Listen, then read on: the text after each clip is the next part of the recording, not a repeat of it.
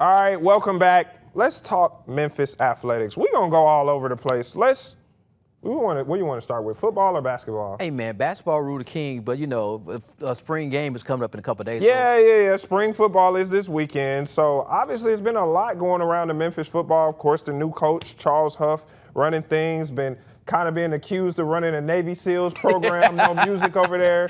He got some guys coming in, Charlie Strong, Jimbo. What's the vibes around Memphis football? The vibes are, like the kid said, the vibes are vibing, man, because, they had not played a game yet, but that anticipation of not knowing what's coming around the corner, not knowing who's going to be the quarterback, Marcus Nolan. I was just about to say, who's QB1 right now? He's going to be the quarterback. But, one thing about it, he's going to always have a team. This team right here, I think, if he can get some guys who can catch the ball and the offensive line can run for him, I think this team can have a chance to compete for a championship for the American. Oh, wow. If Marcus Nolan, because he is not a bad quarterback, he just comes with a little bit of luggage tonight. Yeah. Other than that, if he can integrate himself with the play, because this is his first year under Huff, and also with Air.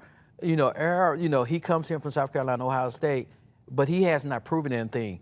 Marcus has the arm to take you to that next level, and he could be here for multiple years. So if he can come here and get that chemistry going with those guys, he seems like a really good guy, and the offense coordinator seems like they've bonded together. If they can get that chemistry developed now, then come this summer, then they can build it up. I think they can be a top contender for American championship. It seems like last season the Tigers' football identity was running the ball. Yes. He had Sutton Smith and DeRozier. And Charles Huff, he kind of comes in that academy. Saquon Barkley spoke very highly of him on the hire. Do you think that the Tigers will still have that run-first mentality from what you've seen? Because of the way his philosophy is, he believes in being big up front on the offensive line and defensive line.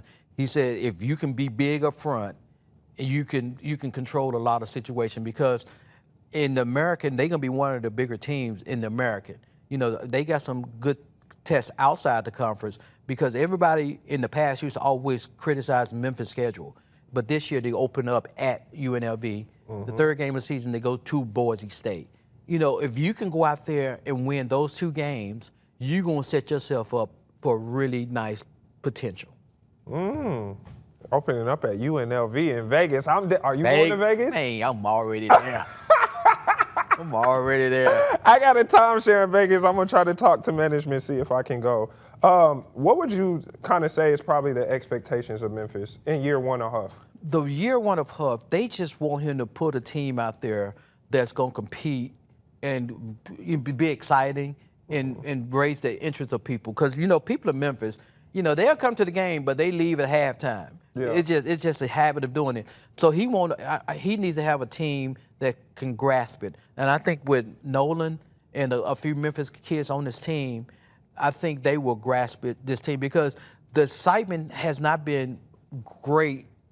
The greatest excitement was like the 19 season when they went to the Cotton Bowl. Because everyone knew that was a good team with Brady and all those good guys coming in and was coming back. But in the age of the transfer portal and the NIL, people are not getting to know the players like they did. That team, everyone knew that team coming up. But with this team, brand new coach, brand new players, I think they just need to establish that potential, and then they just need to exceed expectations. You go out in Vegas and beat Muschamp down there in Vegas, that'll send a good message to your fan base. What are you hoping to see out of this spring football game this weekend? First of all, nobody get hurt. First of all, nobody get hurt. And I want to see two things: if the offensive line can block for the running back, and two, if the receivers can catch.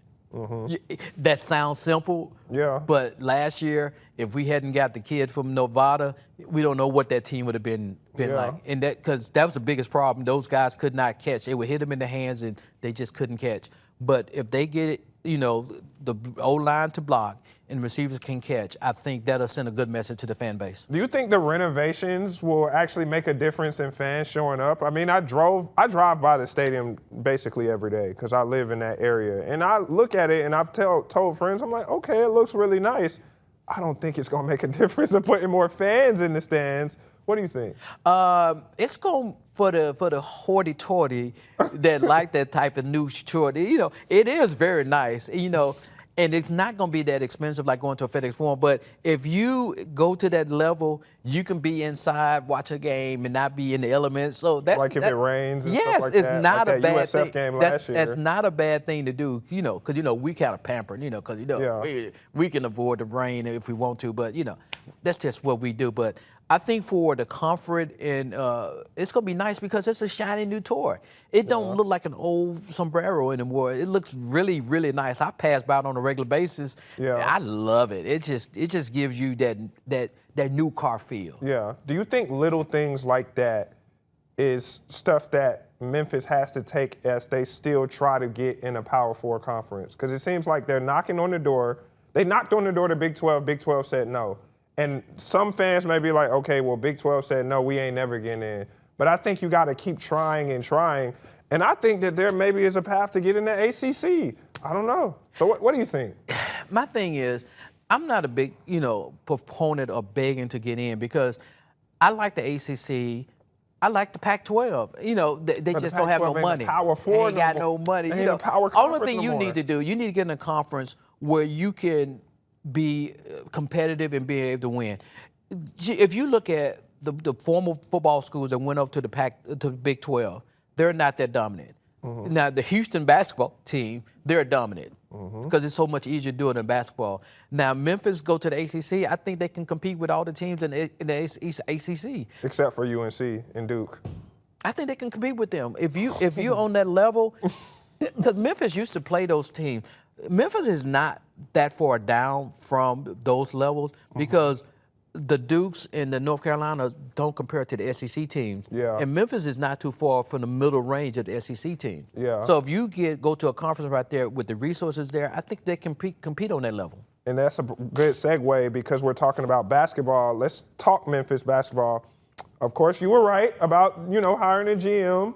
They got it, but they got a guy from the G League, and so a lot has been going on the recruiting trail. Obviously, we knew Penny gave players a deadline, and now we're just starting to see slowly but surely guys are hitting the portal. His son hit the portal. Curtis Givens hit the portal. Simon Majock has hit the portal. But they brought some guys in. What do you kind of make of what Tigers basketball has been doing lately? They didn't bring back P.J. Haggerty, which I know a lot of people thought P.J. was coming back. He ended up going to A&M. Glad he didn't come back because Me too. Yeah, because you know P.J. You know he's a good kid, but he's not worth the money for the Tiger program that he is for A&M. A&M got much deep pockets than especially with this stuff going on. So they got a lot of extra money to spend in Texas with the oil money. Yeah. So, you know, we could not afford him. And PJ is just, you know, don't get it wrong, I don't know if he loves the game or not. I think he loves that paycheck more than he loves the game.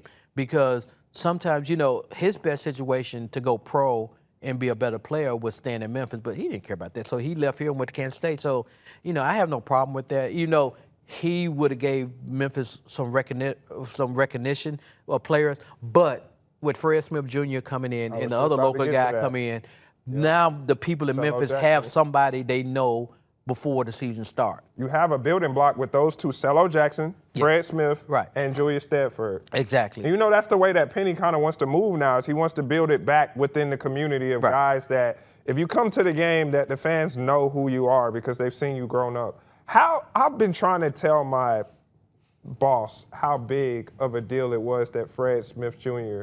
signed with the Tigers. Can you put that into words? Because it seems I want it to come from another voice. Because one, he's a Tennessee Player of the Year. Yes. And top 100 player. Right. He's not going. He has good basketball IQ. You know, that might sound like it's simple, but the team last year had terrible basketball IQ. He will make the best play, and if when he plays, that will make. If Bradshaw does come back, he will make Bradshaw better. He's the type of player that make other players better around him. He might not be, he does the little things well. He may not be a superstar, but he does the little things well. And Clello is probably a better player than him. He just don't have the name recognition.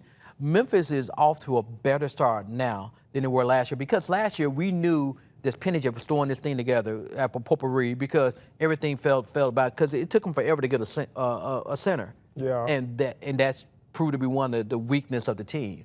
Do you think Fred plays day one, like day one, big minutes, starter. day one? Starter, day one. Day one starter. Okay. I mean, I didn't want to say it. Yeah, you know what I'm saying? Day one starter. So what do you think about, I was kind of disappointed they wasn't able to get Fryson. Not Justin, who's at Houston. I'm talking about his brother, Jordan, from Chattanooga. Why do you think that was? Because it seemed like he was a shoo-in to come to Memphis. What happened with that? He ends up going to Wichita State. So he'll see Memphis. Yeah. Just ain't gonna be playing for Memphis. Yeah, don't get it twisted. You know, Wichita State made him a nice little offer too, and also too, some kids just want to get out of town. They just want to leave town, no matter what you offer him and what you're doing. You know, just because Penny may want you to come here, there's no guarantee that the kid wants to come here. It has to be a mutual agreement. Just like Curtis Givens, I don't know why he left. I think he should have stayed. I think he should have stayed. I don't know if he's getting bad advice. I don't think his NIL deal was good enough. But I don't know. But I think, you know, for what he got paid last year, you know, he got overpaid and under-delivered. Yeah, there's been a lot of talk about the guy from Tulane, Brumbaugh. Yeah. A lot of Tigers fans want him. Some are kind of like iffy on him. What's your take on him? Because he torches Memphis every time that we play Tulane. One thing about him, he can shoot, and Memphis doesn't need a shooter, but can you do that for 28, 30 games? You know, Ron Hunter, you know, he just has Penny number. He just know how to match up with Penny game, and you know how to put his players in the best position. But also one of the reasons he was so good because the Memphis team was so bad because they didn't play well as a unit, and they didn't have a lockdown defender. So if you get a lockdown defender who could do a boxing one on the kid, can he play off the dribble or off that pick or off that? Can he play off the ball? So in the basketball world, we all saw Memphis already made a change on the women's side, getting Hannah Hayden. Now I got to ask on the men's side, obviously they didn't make a change. Penny's coming back. A question that is asked a lot, is this conference championship in NCAA tournament or bust for Penny? NCAA for sure. Conference championship, no. Because if you do well in the postseason and he gets to the tournament, I think that trumps everything else. So he just got to make the tournament and he's safe. If he makes the tournament, he's safe, and he's gonna get a contract extension because next year will be his last year's deal. Because a lot of people, it's make or break. You got to make it happen. Yeah, now I feel if Penny doesn't go to either one of those, I think he will leave on his own will accord. He'll just leave. And you still think he's going to schedule them tough non-conference? He ain't going to... Have you not seen the pre-schedule? They going to the Bahamas. They're going to play some tough games in the Bahamas. They got Texas. They got a really good, hard schedule coming in already. So, you know, it's gonna be interesting. You know, that's one thing I kind of wish Penny would have scaled back on, because sometimes you need to gain that confidence, because the team last year, I think they lost in when they lost to Wake Forest. Yeah. I think that game just took the heart out of that team. They weren't able to build up confidence right there, because if they had won that game, that would have given them a little confidence. And one thing about college athletics, once you get confidence and you get that buy-in, because that's one of his biggest things he said, didn't have buy-in until late. Matter of fact, he never got buy-in from that team last year.